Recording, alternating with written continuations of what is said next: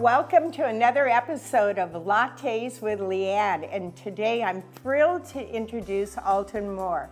Now, Alton was the speaker at that Prop 19 seminar I've been touting for the last few months.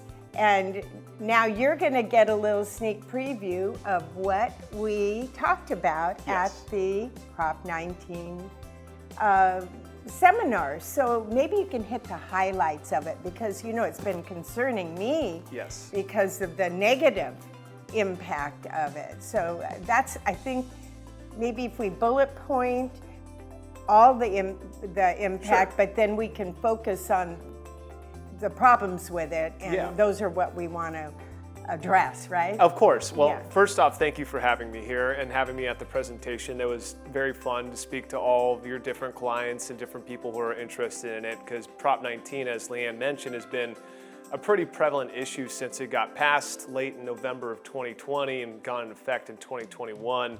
But just to talk about some of the high-level points here. So you guys may have heard of Prop 19. Essentially what it did, it changed a lot of the property tax reassessment laws when you have a transfer of a principal residence from parent to child or grandparent to grandchild. And then it also changed the reassessment rules for seniors and victims of natural disasters, right? So when we're talking about the parent to child, which is what most people have actually been focusing on because of the negative aspects, before Prop 19, Leanne, you used to be able to give your kid your principal residence, right, without a property tax reassessment.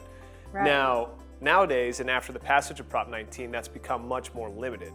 So first off, to even have a limited reassessment exemption, your kid actually has to move into your principal residence as their principal residence, which most kids don't tend to do because there's a lot of emotional baggage that comes along with that. And then secondarily, there's now a limited exemption so that you have to look at your current property tax basis plus $1 million. You compare that to the current fair market value at the date of transfer, and if the fair market value is in excess of your property tax basis plus $1 million, that net amount gets added on your property tax basis. So if you live, in Orange County, San Francisco, San Diego, LA, in areas of high appreciation, like where we are today, like where we are with this looking beautiful at the view. ocean and the harbor and all that, Exactly. So you're likely to face a property tax reassessment, even if you move into that house as your principal residence. And if you don't, then when you get it, it's fully reassessed to the new fair market value. So it's very negative for a lot of taxpayers. The issue with that is obviously the kids won't be able to afford, or likely won't be able to afford, the new taxes, which would force them to sell. Correct. Yeah. And so that's, I don't want to say that's the goal, right? In Prop 19, they put some legislation in there saying they're trying to combat, abusive East Coasters taking advantage of California's abundant property in investment returns. But the reality is that kids are going to be forced to sell now, because if you have a new property tax base of $3 million, right, on a home, that's extremely expensive. And if your kids aren't equipped to have that sort of revenue to pay it, they're just not going to be able to afford it, unfortunately. Exactly. Like here it'd be 5. Yes. And that, I mean, and that's just a big tax bite. It is. Yeah. So it's really negative, and essentially it's going to force your kids to sell. Now, so that's the bad side of Prop 19. And what you saw in the ballot is that they wanted to earmark those funds for schools, different sort of programs, victims of natural disasters, but actually the money or the tax revenue is going to the general fund. So it's not actually earmarked for anything specifically. So that means it just goes into the general California slush fund and can be used for whatever purposes the California government sees fit as well. That's wonderful. I like your attitude on it, at least. Oh my gosh. I mean, at least if it was earmarked, that would help a bit, right? Yes, exactly. But so taking that out, even though they said it was in there, that is just deceptive. It is. And we are in California, so it's something to be expected, unfortunately. But so that's the bad side of Prop 19. Now, it wasn't all bad in all places. So part of this legislation came out or was enacted after some of the major wildfires that we had in Northern California and that we've been expecting or incurring in 2020. So what they did and what they really wrote this bill on was providing exemptions for seniors and victims of natural disasters. So what they did, if you are 55 years or older, or you've been a victim of natural disaster, wildfire, earthquake, mudslides, things like that, they now allow you to transfer your property tax basis from your principal residence to a new residence on 3 times. So before, you only used to be able to do it once, and it had to be in the same or a qualifying county, if you remember that correctly. I do remember that. It was Prop 60. Yep. But the odd thing is that I think in Prop 60, if you were disabled, yes, then you still were able to do it again.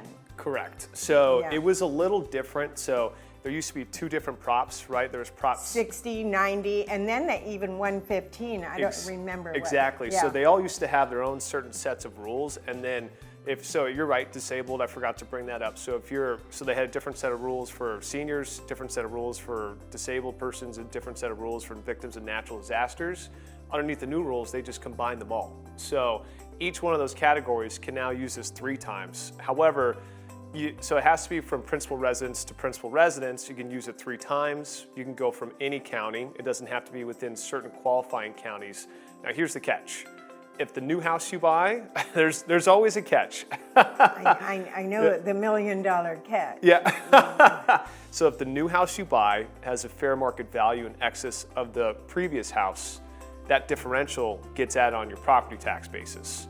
So if you go from a house worth $1 million to a house worth 1.2, that $200,000 gets added to your property tax basis. So you still have to be careful, but it does allow a lot of people to move in and out or up and down California without being restricted in how they could transfer their property tax basis as well. Well, most of the counties, like if you're just thinking of Orange County, the counties that people from Orange County moved to were already participating in the program, so they weren't affected negatively. Correct. So I didn't feel like that Prop 19 really did anything. Sorry, but I mean, no. So and I would agree, because the only thing it really did is it allowed those people, it refreshed their ability to use it 3 different times if they wanted to. True. So, and one thing, and I forgot to mention this, it could be also for newly constructed property. So long as the property is newly constructed within 2 years of the sale of your old principal residence, that also qualifies. But you got to make sure you file for the exemption within 2 years, because if you don't, then you lose it, unfortunately. Of course. Yeah. Well, I really appreciate this very brief but very detailed description of Prop 19. I think you did a fabulous job in such a short period of time. And we'll leave your name and number and everything so our viewers can contact you directly, or you just call us and we'll send you Alton's information. Thank you so much for coming on and for doing our seminar. And I think we'll do another Prop 19 seminar maybe around November or so. Does that sound good? That would be perfect. Oh, good. You heard him. And thank you again for having me on, Leanne. I appreciate it. It's been wonderful. Yes. Thank you. Yeah. Bye.